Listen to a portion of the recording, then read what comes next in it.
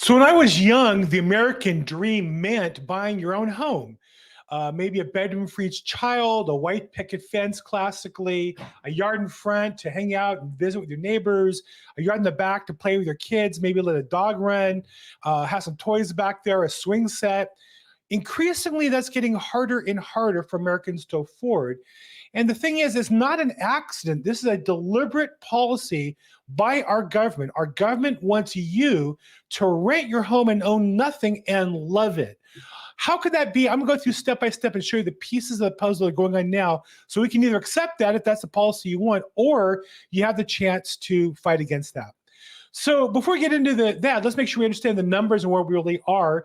In an economy, as I always say, there's two pieces. There's demand and supply. Demand in real estate is mostly measured by interest rates will drive the demand, and supply will be on the inventory. On the interest rate side, we dropped again today slightly below the 7% ratio to 6.91%. And as you can see from the graph, they've been in the between 6 and 7% most of the last year. That's what's driving traffic. We're kind of still in that same range. Psychologically, below 7 is nice, not determinative, but overall, the rates are such that there's more than enough buyer activity to keep housing prices going up slightly. And also, I would say, because of inflation, that's going to happen. We're going to have rates stay high, at least for the near future, to inflate out the debt. That's the policy that our government seems to be working on.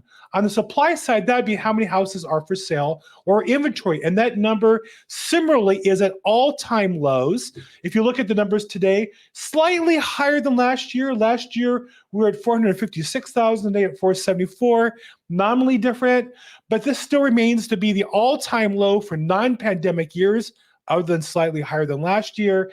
So what does it tell us? As long as there's little inventory, you cannot have housing prices crash. Now, you certainly can have them crash in individual markets where there's certain factors going on, but nationwide, housing prices are set to continue to rise at normal levels based on the amount of inventory. Now, real estate is hyperlocal. Most of my business is in Los Angeles, Southern California area. What's the market like there? Well, Altos Research, I think, does a really good job. They have a report they do every week on the market. They rank the market based on certain factors. And here they have us still in Los Angeles at a 40, which to them is a seller's market. It's just a slight seller's market, not tremendously so, but enough to keep prices going up and buyers having to compete. And that's my experience. So all the listings they have offers on them, in some cases multiple offers, but the market still is increasingly, continues to be competitive overall, and looks to be that it will continue in the near future. Okay, so let's get into the news and what's new. Lots of good fun stuff. One of the things, a great graph I saw, you're going to see a lot of news, and rightfully so. It is disturbing that insurance prices are going so much, and particularly California, not only prices going up, but insurance companies scared the state will force them to insure huge losses are leaving the state. State Farm being one of the biggest, not writing even now renewals for many customers. But here's an interesting graph that I saw this week that showed the increase in cost of a home based on insurance in blue at the bottom versus green. And what this tells us is this is the percentage of income it takes to buy a home. And you can see on average, and you can see that number's gone up because the mortgage rates from 17%, 16% back in 2018-19 to 22%. This is why it's harder for more people to afford houses. And insurance has gone from 1.49 to 1.64. So while the insurance has gone up a couple $100 a month in some cases, $500 a month, compared to the difference in mortgage rates, it's insignificant. So I would say let's make sure we keep our eye on the ball being overall inflation and government spending. Gee, just this week, the government spent another, whatever it was, $1 trillion of money that we have to borrow. This might cause rates to go up. Okay, also in the news, let's see, for Californians, good news is California is not the only state so screwed up with people stealing houses. Now, I want to advocate changing the phrase from squatters to house thieves. You know, if you watch old cowboy movies, they would talk about a guy who was a horse thief with such negativity. Oh, he's a horse thief. And I was wondering, why is the name horse thief such a big deal versus thief? And the answer is it was particularly galling to those people because horses were so important to their way of life, certainly in the movies, but I imagine in real life as well. And I believe when we use the word squatter, it's kind of like how illegal alien became immigrant, became, according to the administration now, newcomers. If you make it seem not as bad, it's easier to allow them to continue. Versus if you identify people who walk in your home, your $500,000 or $1 million value home that you work hard for your whole life to buy or to rent out to get income for your retirement, and they steal the house, and the cost to get them out is tens of thousands of dollars. You lose monthly income of rent, thousands of dollars. They're not just somebody who picks up a pocketbook at Nordstrom's. They are grand theft housing. And I believe one of the essential problems is we treat these people like they're parking tickets rather than significant crimes. We're going to talk about more of that later. But the good news is not just in California that we've basically turned over our state to criminals. Here's a case in New York where a woman was so frustrated and so upset about the loss of her I think it was $1 million home in Queens, New York. Now, she overreacted, I guess. She changed the locks and I think turned off utilities, which is illegal because the states protect the, quote, squatting house thieves rather than the homeowner. And as a result, she gets arrested, but they don't. She gets arrested, and then here's the picture in the video of the woman, the video of her going in, and then the police come and take her away. Here's a woman who owns a house being taken away in handcuffs, trying to protect her own home. Now, she didn't shoot them. She didn't shoot the thieves stealing her house. She merely tried to change the locks and get them out, but that is illegal in California. And good news, I guess, for us Californians is it's also true in New York City. So welcome to the party, New Yorkers. It's not a fun party to be in, and hope that it doesn't happen to you. But again, we have to stop calling people squatters, are people like steal sneakers at the Nike store. House thieves, grand theft house might be a great new crime to invent. Now we actually have a whole new category of criminals. We call them burglary tourism. And these are people who come to our country and identify easy places to steal and then come here to take advantage of the opportunity. So here's an article. Oops, where am I at here? And Queens. There we are. Here we are. This is from KTLA 5. Burglary tourism. Apparently groups of thieves and people we've let over the border here recently, what our administration calls newcomers, the people that your federal government is taking your tax dollars to fly here and give them money and give them all kinds of services. Apparently none of them had the idea that there's certain cities that they are more likely to get away with stealing things. And so they organize, and Irvine is an example. Irvine used to be one of the safest cities in America. They had 34 home burglaries in 35 days, according to Irvine Police Department. Why? Because the criminals who are coming here have identified Irvine, California. You know how when you see the top 10 places to visit, like maybe you're going to Italy, what are top 10 tourist sites to see in Italy? Oh, the Colosseum and this street and that store and this coastline. To criminals, the top 10 cities to steal. And I guess apparently Irvine, California is one that's particularly attractive to steal in. So that's part of what's going on by rent now or by living in real estate. Think about what city you're in, the reputation of your police department. Obviously, I'm in Los Angeles. We must be highly targeted. To that point, LA, we kind of lead the world in celebrity crime. And here's a case where former NBA player and really local boy does good, Paul Pierce grew up in Inglewood High, and he went on to play in the NBA for the hated Celtics. His home's burglarized. So we now in California and in LA have like celebrity crime reports. That's how LA now, some cities are known for cribs. You see on TV, Orlando, Shaquille O'Neal's house, or this guy's house, that guy's house.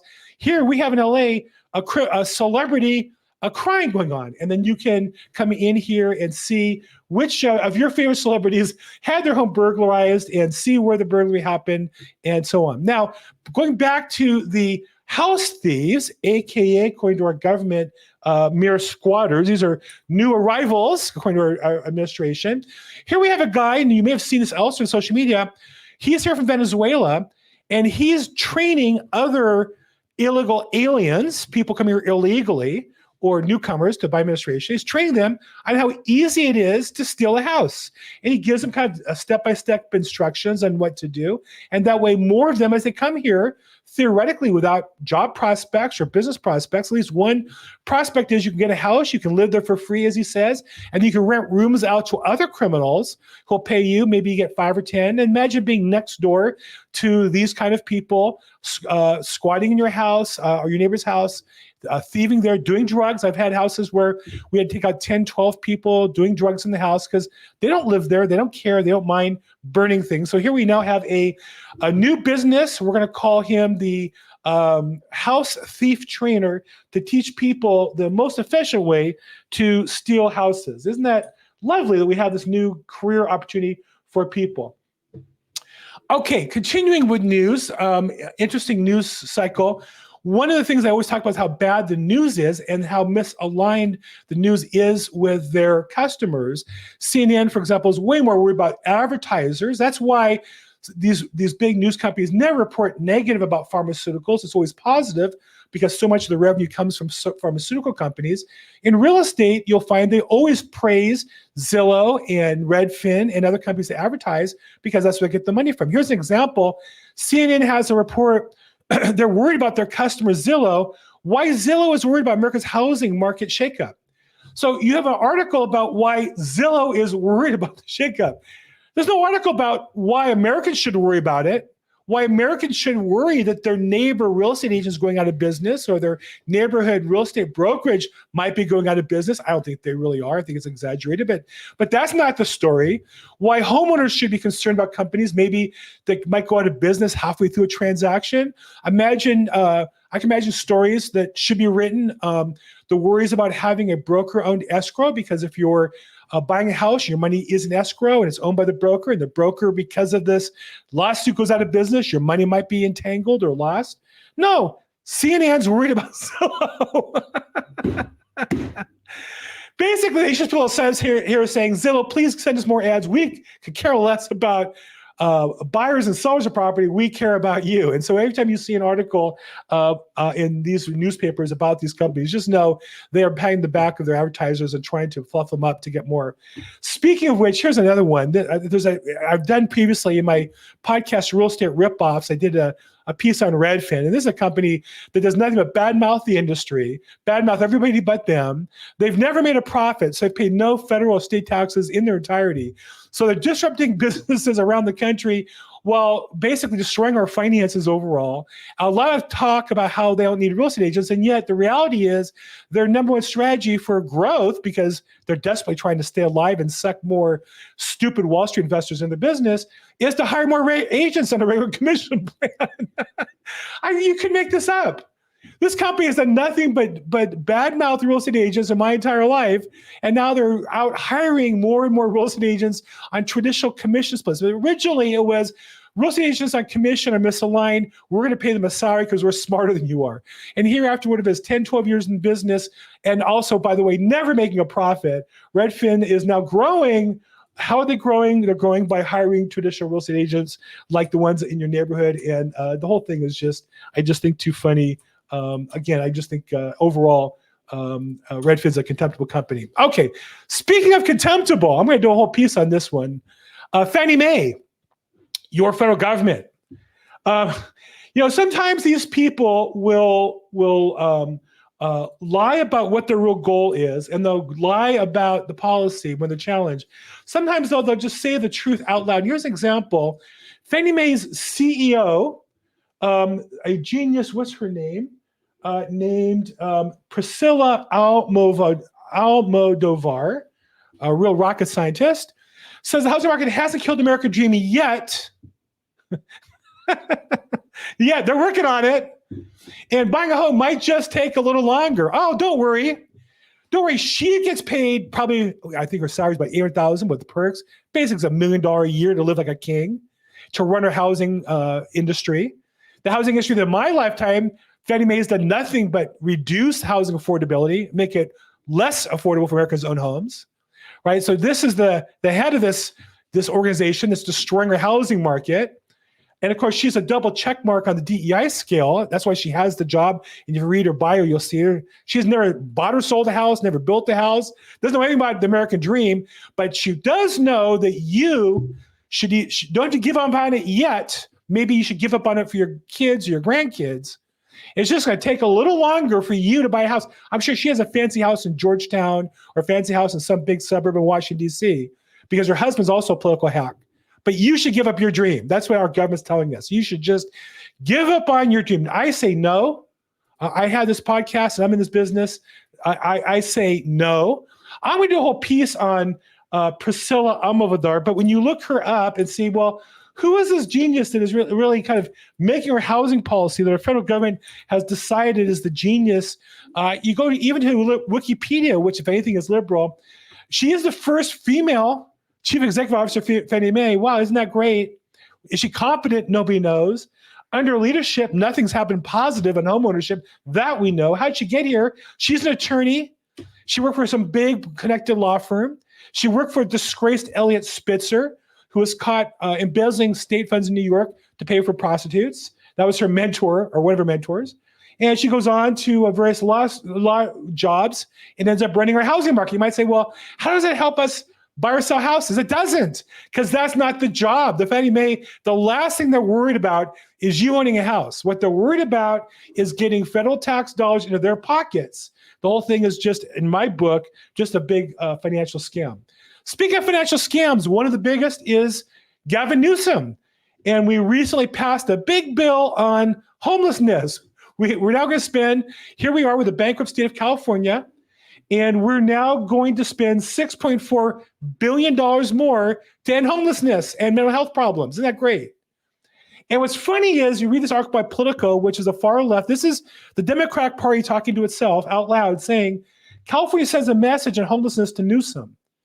Now, what they want to say is it barely passed. But we know that's not true. What we know is it just took them 2 weeks to print enough ballots to steal the election. This proposition was losing on the election day and afterwards. But like every other election now in America, if we just count ballots long enough, Democrats will find ballots and win whatever they want. In this case, $6.4 billion for Gavin Newsom to spread like peanut butter amongst his political patronage and his hopes. And as he runs for president and as he continues his hold in California, he now has $6.4 billion of bonds now to do that. And they won by 40,000 votes out of millions of California. And it just took us 2 weeks to count all the ballots. How stupid do they think we are that really they were counting ballots for 2 weeks? I don't think anybody really believes that. Under bad California policy in real estate, here's another one that I think is worthy. We talked about this a couple weeks ago. Why California is forcing home sellers to give up part of their profit. And so what happens is housing gets less and less affordable, meaning less people can afford it. Why? Because of bad government policies and too high taxes. So what's the government do? It implements a new bad policy with more tax dollars. You see what's happening here? They double down and create a program that will lend you back your tax dollars, but you have to give the state back 15 to 20% of the profit on your home. So all this is a way to force taxpayers to agree to turn over their homes to the state. Now, I don't know, when I grew up, we didn't have anything where the state owned homes that people lived in. That wasn't the goal. But that's what's happening here. And again, let me just walk you through this. In California, you can't own homes. Not enough people can own homes. They're too expensive because of bad policies and high taxes. And the response of our policymakers in California is a new bad policy to raise taxes and spend it and then take back the property on the homes. This is just absolutely maddening that people allow this to happen. And I don't know how long it goes on. I just really don't understand that. Also under bad policies, one of the common solutions that politicians love. Politicians absolutely love the idea of high density properties overseeing metro stations. The goal of every political leader in LA County, and the state is everybody should live in a high rise right over the metro center, and we all get around on these subways like they have in New York. That's the goal. Keep that in mind. So one of the solutions, they stop us being able to build new houses, and they throw us some crumbs. Hey, you can add on to your house. We'll call them ADUs. You could build a new unit in your backyard. Now, for most people, you buy your house to live in. Now I'm an example. Somebody got older, and maybe I might want to put a unit in the back and rent it out to get additional income. I could see some cases for that. But generally, there's better housing solutions than that. It's only because of the taxes I would face that make that viable. Because if I could sell it without paying a fortune in taxes and paying higher property taxes as a result, nobody would build the ADU. They only build the ADU because they're stuck in place because of the bad interest rates, the bad policies, and the bad taxes. But here's another reason I hate ADUs. Basically, what you're doing is you're building a house that's kind of looking over your backyard or your neighbor's backyard. It sounds great. An investor buys a house and they build ADUs, 2-story, and they look over their neighbor's home. The investor doesn't care. But homeowners care. You buy a house and you have a sense of privacy, only to discover that now your neighbor has a second unit to a renter that you don't know who they are, overlooking your backyard where your kids play, where you might have your young vulnerable children play. Who knows what kind of invasion of privacy. And so we really haven't given thought to this, but what we do is we have politicians who've made homeowners so desperate to be able to afford property that now this ADU has become one of the most popular concepts, more conceptually than actually in practice. Now, I know it's been a lot of bad news today, so I really wanted to end on some good news today. I got some great good news I want to share with you guys. My new favorite website, hat tip to the redheaded libertarian on X. She pointed out to me this amazing website called the Squatter Squad. Now, again, I want to call them house thieves. I don't want to call them squatters. But this website chronicles them going in and basically throwing house thieves out of their home. There's one example in San Fernando Valley that they knock on the door and they basically tell them that they have the right to be there. And there's a lot behind that. So I'm not recommending you just walk in and throw people out. They did their homework. They did it properly. And you can see what they're doing is actually taking off the doors, the windows, and they're going to board the place up after they get the people out to keep them out. But squattersquad.co is the website. They're on social media. They have YouTube videos. But I think more importantly, to me, what I see that's really exciting is that finally, I think there are people who've had enough. They've had enough people who've had their fortunes taken.